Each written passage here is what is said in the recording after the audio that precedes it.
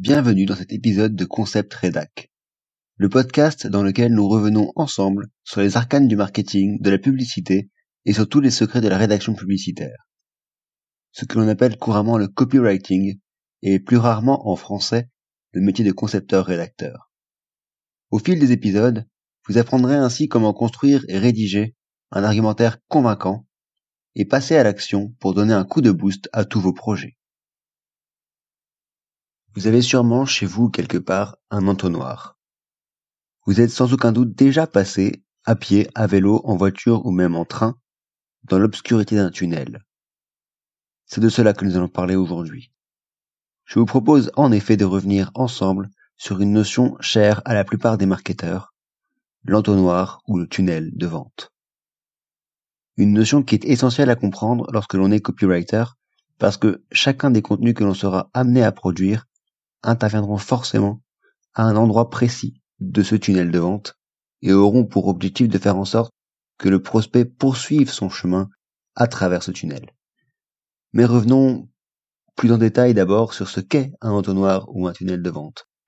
Il s'agit d'abord d'une image qui permet de définir pas à pas le parcours d'un futur client.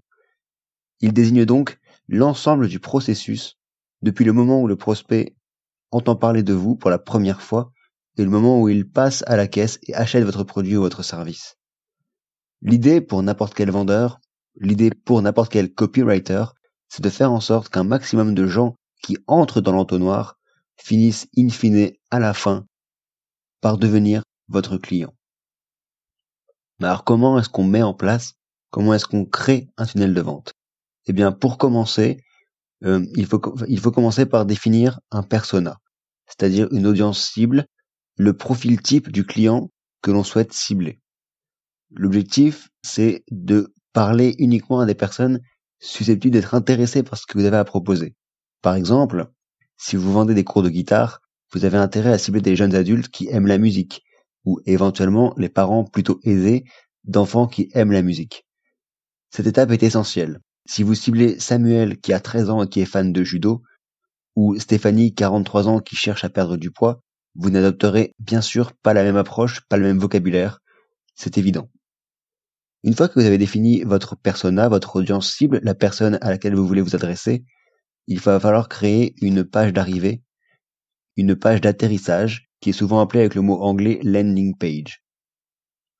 C'est une page qui est rédigée par un copywriter et dont l'objectif est de faire connaître l'offre que vous avez à proposer, votre produit, votre service, et de faire en sorte que le prospect passe à l'action, qu'il cherche à aller plus loin. Il cherche soit à vous fournir ses coordonnées pour en savoir plus, soit à acheter directement votre produit. Mais attention, même s'il passe à l'achat de votre produit, ce n'est pas terminé pour autant. Il peut toujours quitter votre site, il peut toujours annuler sa commande, même s'il vient de payer. Il y a donc une troisième étape, essentielle, toujours, celle de la conversion réelle. Il va falloir que vous rassuriez votre client pour qu'il finalise sa commande et qu'il vous permette réellement de réaliser du chiffre d'affaires. Une étape qui est essentielle. Une étape pour laquelle chaque page doit être optimisée, chaque mot est sous-pesé, afin de convertir au mieux et d'être aussi efficace que possible. Quel est le rôle du copywriter là-dedans? C'est à lui tout simplement qu'il revient de rédiger chacun des contenus rédactionnels. L'accroche publicitaire qui permettra de faire venir les visiteurs sur la page d'atterrissage, cette même page publicitaire, cette landing page, mais aussi chacune des pages suivantes, jusqu'à ce que le prospect soit devenu client et passe commande et en soit satisfait. J'espère que cette approche du tunnel de vente vous aura intéressé et je vous dis à très vite pour un nouvel épisode.